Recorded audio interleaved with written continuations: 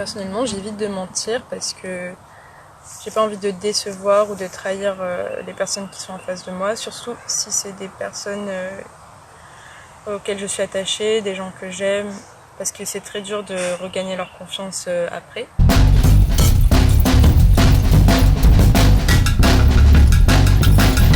Pourquoi nous dissimule-t-on les mesures de radiation?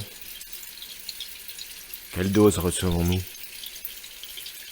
Qu'est-ce qui était dangereux et qu'est-ce qui ne l'était pas? Mais vaincre qui? L'atome? La physique?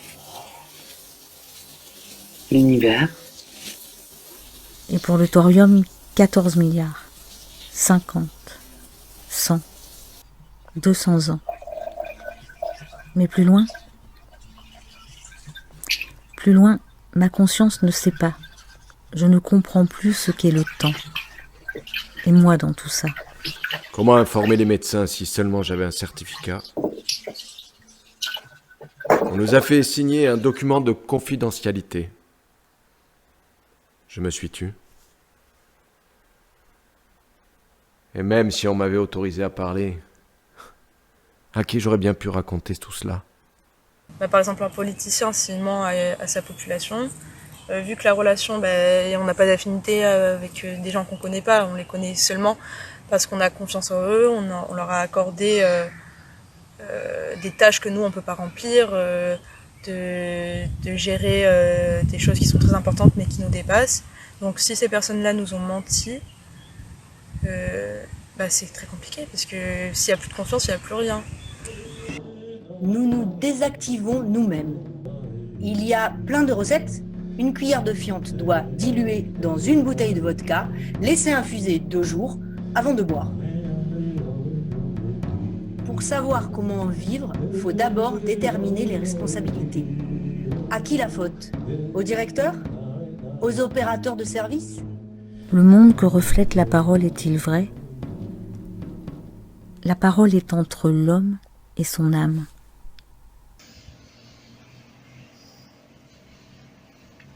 Gorbatchev a dit « Ne vous inquiétez pas, camarades, la situation est sous contrôle. Il n'y a rien d'horrible. Les gens vivent et travaillent. » Mais ce qui se passe aujourd'hui, je ne parviens pas à me le fourrer dans le crâne. Tout est empoisonné.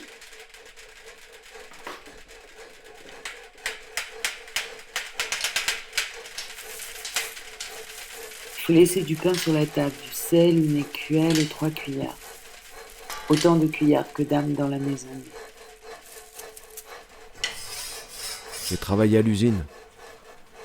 Le contremaître m'a dit un jour « Arrête tes congés maladie, tu vas te faire virer. » Et l'on m'a viré. Et je suis allé voir le directeur.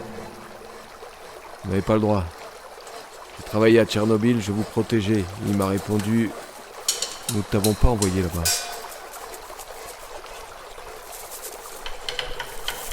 Si au moins elle avait tous ses doigts.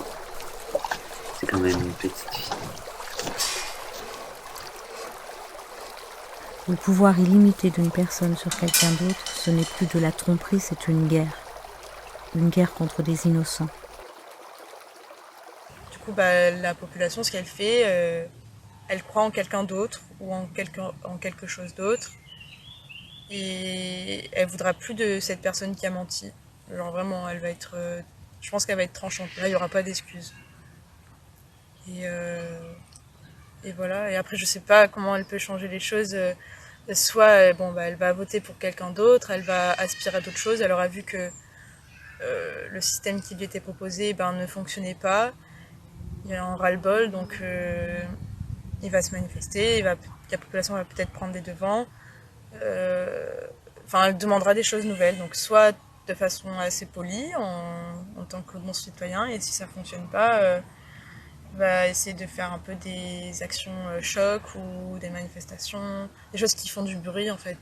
Si Tchernobyl n'avait pas explosé, l'État ne se serait pas effondré. La démocratie. L'homme libre. Merde! Quand cet homme libre meurt, il n'y a même pas d'argent pour l'enterrer. Que j'aimais tellement. Et je n'aurais pu l'aimer davantage si je l'avais mis au monde moi-même. Il a écrit dans notre cahier « Quand je pourrai, brûle mes restes. Je ne veux pas que tu aies peur, je suis né pour l'amour. »